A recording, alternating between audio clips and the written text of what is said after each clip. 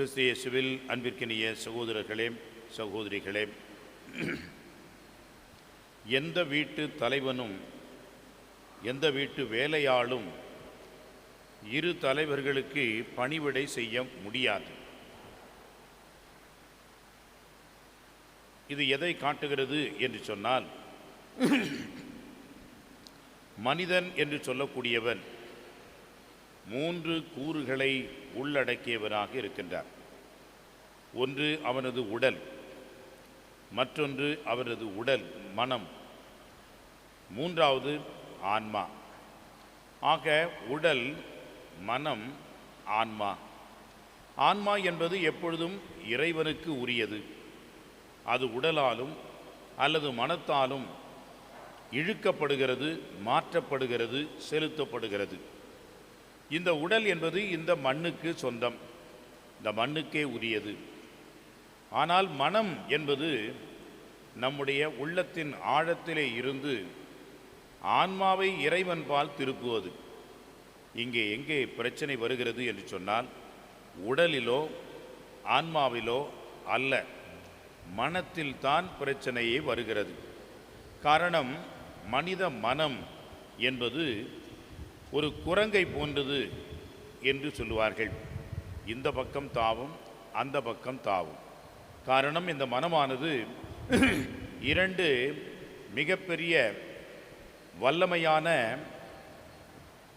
இடங்களுக்கு உரியதாக இருக்கிறது.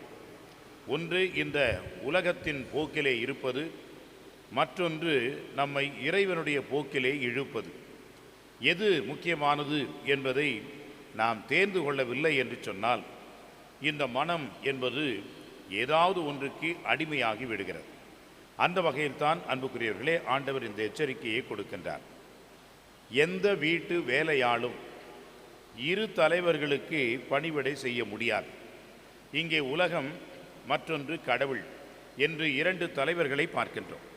எந்த தலைவருக்கு பணி செய்வது என்பதை மனம் என்பது முடிவு செய்ய வேண்டும். ஒருவேளை அந்த மனம் பணத்திற்குத்தான், இந்த உலகத்திற்குத்தான் என்று இருந்தால், அந்த ஒரு தேர்வு என்பது நம்மை பொறுத்து இருக்கிறது. கடவுள் நம்மை நிர்பந்திக்க மாட்டார். எதை நாம் தேர்ந்து கொள்கின்றோமோ அதை நாம் எடுத்துக்கொள்ளலாம் என்பதுதான் இறைவனுடைய சுதந்திரமான ஒரு படைப்பு. எனவே அன்புக்குரியவர்களே, இந்த இதயம், மனம் என்பதை 2ஆக பிரிக்க முடியாது. மனம் என்பது 2 திசைகளில் இழுக்கப்பட்டாலும் ஏதேனும் ஒரு திசையில்தான் இந்த மனமானது செல்லும். அந்த வகையிலே அன்புக்குரியவர்களே, ஆண்டவர் இன்றைக்கு எச்சரிக்கை விடுக்கின்றார். பணம் அல்ல, நம்முடைய மனம் இறைவனையே நோக்கி செல்ல வேண்டும், இறைவன்பால் ஈர்க்கப்பட வேண்டும், இறைவன் சார்பாக இருக்க வேண்டும்.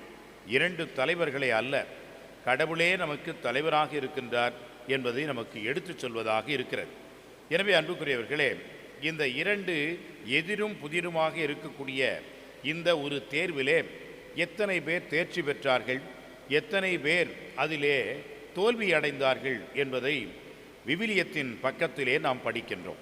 முதலிலே பாருங்கள், மத்தேயு நற்செய்தி 19ஆம் அதிகாரம் 16, 22 இந்த வசனங்களிலே என்ன படிக்கின்றோம் என்று சொன்னால், ஒரு பெரிய பணக்காரன் ஆண்டவர் இயேசுவை பின்பற்ற வேண்டும் என்று விரும்புகின்றான். பெரிய பணக்காரன், வாலிபன், அவன் ஆண்டவர் இயேசுவை பின்பற்ற விரும்புகிறான், இயேசுவும் பணமும். அப்பொழுது ஆண்டவர் சொன்ன அந்த நிபந்தனைகளை எல்லாம் அவன் ஏற்றுக்கொள்ள மனமில்லாதவனாக வருத்தத்தோடு அவன் திரும்பினான் என்று பார்க்கின்றோம். திரும்பி வரவே இல்லை. அப்படி என்றால் அவன் பணத்தை தேர்ந்து கொண்டான், இந்த உலகத்தை தேர்ந்து கொண்டான், செல்வத்தை தேர்ந்து கொண்டானே ஒழிய கடவுளை அல்ல.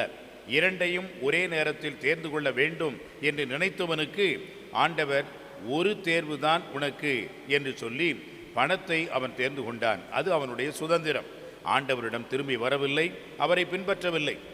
அதே போன்று யூதாஸ் ஆண்டவரோடே இருந்தவன், ஆண்டவருடைய சீடராக இருந்தவன், அவரை பின்பற்றுகின்றவராக நடித்தவன். ஆனால் மனதிற்குள்ளாக பண ஆசை பித்து பிடித்தவனாக இருந்தான்.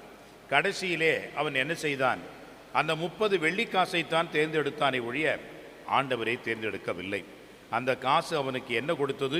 அழிவைத்தான் கொடுத்ததை ஒழிய வாழ்வை அல்ல.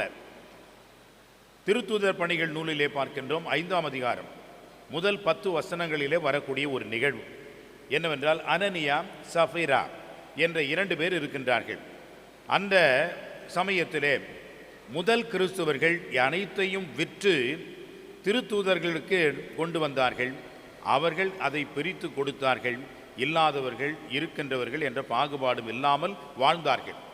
இந்த இருவரும் தங்களுடைய இடத்தை விற்று அதை அவர்களுடைய திருப்பாதம் கொண்டு வந்தார்கள். ஆனால் அனனியா என்ன செய்தார்? முதலிலே தனக்கு என்று தனியாக எடுத்து வைத்து கொண்டு இதுதான் எனக்கு கிடைத்தது என்று பொய்யை சொன்னார். அப்பொழுது அவர்களுக்கு அந்த பொய்யினால், அந்த மறைத்து வைத்த சொத்தினால், பணத்தினால் அழிவுதான் நேர்ந்ததை ஒழிய வாழ்வு அவர்களுக்கு கிடைக்கவில்லை. எனவே அன்புக்குரியவர்களே, நம்முடைய வாழ்விலே பணம் தேவை, சொத்து அவசியம், நிலம் புலம் எல்லாம் நமக்கு வேண்டும். ஆனால் எல்லாவற்றுக்கும் மேலாக இறைவன் தான் எனக்கு வேண்டும் என்ற முதன்மையான தேர்வை நாம் எடுக்க, நம்முடைய மனம் பக்குவப்படவும், இறைவன்பால் ஈர்க்கப்பெறவும் இத்திருப்பலியிலே நமக்காகவும் ஜெபிப்போம். ஆமென்.